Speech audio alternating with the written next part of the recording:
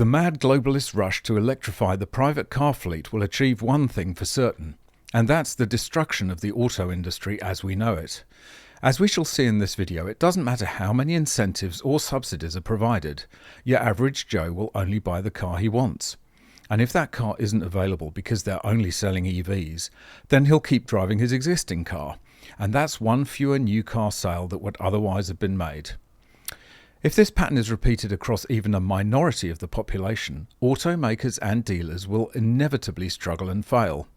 Forced to build cars that the public doesn't want and prevented from building the cars they actually do want, it will be a race to the bottom as prices are slashed to try and stimulate a non-existent demand. The only section of the market that may continue to buy EVs would be fleets, as they are infected with the toxic mind virus of environmental, social and governance nonsense that forces them to. The experiment of top-down EV mandates isn't just some nice, fluffy, feel-good environmentalism. It will have real casualties, and we're seeing the first signs of that right now.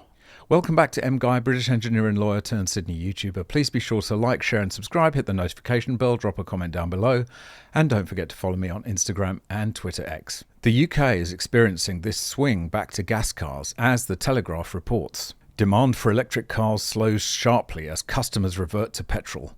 Market share of EVs declines amid high costs and concerns over lack of infrastructure. Electric car demand has slowed sharply in a sign that drivers are turning back to petrol.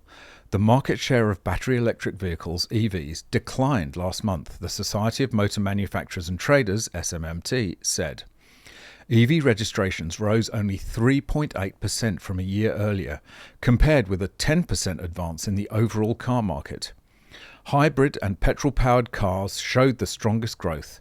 Petrol engine sales rose 9.2% and accounted for more than half of the total, while plug-in hybrids saw a 37% increase. What gains EVs did achieve in March were driven entirely by fleet and business purchases, with sales to ordinary drivers dropping, the SMMT said. The figures add to evidence that the immediate market for battery-powered cars is a limited one. Early adopters desperate to drive a zero-emissions vehicle have already made the switch, but the mass market is proving more reluctant. EVs cost significantly more than a similar diesel or petrol model, which is a major deterrent. Concerns about the UK's sparsely spread charging infrastructure also continue to stoke so-called range anxiety. And Ross Clark sums it up perfectly in this opinion piece. Electric cars are a lesson in how governments can't force people to buy a product they don't want to buy, however much carrot and stick they use. Handouts of up to £4,000 per vehicle may have kept the market for electric cars purring for a while, as wealthy motorists scooped up taxpayers' money to help show off their environmental credentials. But as soon as those grants were cut back and eventually abolished, demand fell. Electric cars continue to enjoy a bizarrely generous tax regime, with owners still paying no road tax and, if they charge at home, only 5% VAT on powering them. Buy a litre of petrol, on the other hand, and over half of what you pay goes to the taxman. Electric cars are heavy vehicles, and yet owners are paying virtually nothing to maintaining the roads which they are helping to wear away, still less contributing to the cost of new roads or to general government coffers. The idea that handouts would propel electric cars to the point at which they attracted mass interest has proved to be wrong. Motorists still aren't taking the bait because, for many, electric cars remain impractical.